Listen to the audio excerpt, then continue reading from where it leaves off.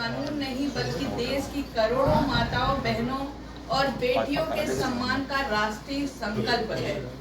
महिलाओं की बढ़ती भागीदारी जो आज राजनीति में है, उससे नीति निर्माण की दिशा अधिक संवेदनशील और समावेशी बन गई है। नारी शक्ति और नारी शक्ति सिर्फ एक नारा नहीं बल्कि नए भारत की सबसे बड़ी ताकत है। नारी शक्ति वंदन अधिनियम 2023 देश के लोकतांत्रिक इतिहास का ऐतिहासिक निर्णय है। यह कानून महिलाओं को भागीदार से ज्यादा निर्णयकर्ता बनाने की दिशा में बड़ा कदम है। भारत में महिलाएं वोटिंग और समाज के हर क्षेत्र में आगे बढ़ रही हैं और हम सब जानते हैं कि आज भारतीय जनता पार्टी की जितनी सरकारें बन रही हैं उसमें महिलाओं का जो वोटिंग प्रतिशत है वो बहुत बड़ा है। तो आज महिलाएं वोटिंग के जरिए कहीं ना कहीं समाज और राष्ट्र के निर्माण में उनकी बहुत बड़ी भागीदारी है। लेकिन राजनीति में प्रतिनिधित्व की अभी भी कमी है। उसी भागीदारी की बढ़ती के लिए प्रतिनिधित्व अभी भी संतुलित नहीं है, जिस वजह से इस अंतर को खत्म करने के लिए ये कानून आवश्यक है, जिसको माननीय प्रधानमंत्री जी ने देने का काम किया है। महिलाओं के नेतृत्व का प्रभाव हो। पिछले 10 वर्षों में महिला सशक्तिकरण के ठोस परिणाम हुए हैं, जो आप सबने देखा है। 32 करोड़ से अधिक महिलाओं के बैंक खाते खुले हैं।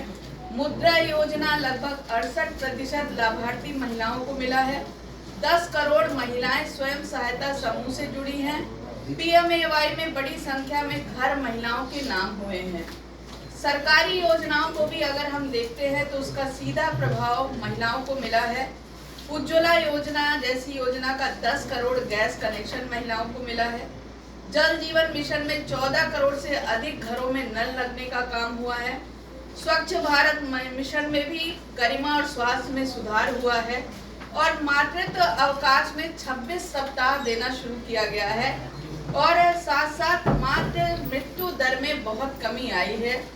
और राजनीति में महिलाओं की बढ़ती भूमिका को, जैसा मैंने बताया कि वोटिंग प्रतिशत अब महिलाओं का बहुत बड़ा होने लगा है और पंचायतों में इसकी संख्या 46% महिलाएं प्रतिनिधित्व कर रही हैं।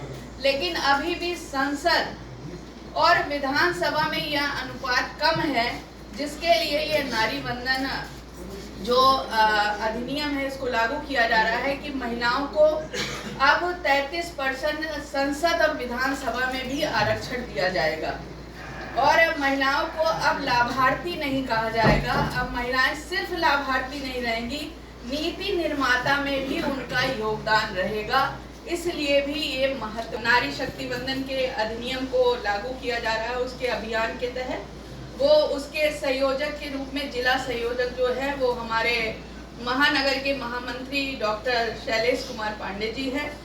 और ये कार्यक्रम जो होने हैं उसकी तिथियां हैं जो मैं बोल देती हूँ आप सबको। टाउन हॉल के जो कार्यक्रम होंगे वो 15 से 17 तक होंगे। नारी शक्ति सम्मेलन सभी विधानसभाओं में होंगे जो 15 से 18 अप्रैल का जिनका डेट है। और नारी शक्ति पद यात्रा जो 15 से 17 उसका भी डेट है। लेख लिखने का कार्यक्रम आया है, जो महिलाओं पर लेख लिखना है, जो हमारी बहुत महापुरुष महिलाएं हुई हैं और विदुषी महिलाएं हुई हैं, उनके ऊपर जो लेख लिखने का कार्यक्रम आया है वो 12 से 18 अप्रैल का है। नारी शक्ति दीवार सिग्नेचर कैंपेन जो चलाया जाएगा वो आपका 13 से 15 अप्रैल का है। और मिस्ड कॉल अभियान के तहत जो आपका एक आया है जिसमें महिलाओं को मिस कॉल के लिए बोला गया है, जिसका नंबर है 9667173333। मैं एक बार फिर से बोलती हूँ 9667173333। इस पर महिलाओं के मिस कॉल जाने हैं और सभी विधानसभाओं में लगभग 2,500 का इसका दिया गया है। और उसके अलावा बाइक स्कूटी रैली है 15 अप्रैल को। जो सांस्कृतिक कार्यक्रम एवं कला प्रदर्शनी मातृशक्तियों की लगेगी वो 18 से 19 अप्रैल की रात्रि में लगेगी। प्रेस कॉन्फ्रेंस एंड पॉडकास्ट के लिए 13 एवं 13 अप्रैल 12 अप्रैल से 13 अप्रैल जो आज हम आप सबके समक्ष प्रस्तुत होकर कर रहे हैं। स्थानीय निकायों की भागीदारी हम 19 से 20 अप्रैल की तिथि रखी गई है। सोशल मीडिया का अभियान जो है वो सुबह होगी। जो लोग नारी शक्ति विजय दौड़ होगी वो लखनऊ में होगी और वो 19 की रात लोग वहाँ जाएंगे और 20 की सुबह वो होगी। और प्रचार प्रसार जो है वो पूरे अभियान का एक साथ किया जाएगा। तो ये सब आपके माध्यम से होना है, जिसमें आपकी बड़ा सहयोग चाहिए।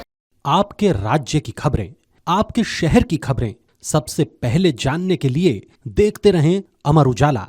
चैनल को सब्सक्राइब जरूर कर लें और पाएं हर अपडेट।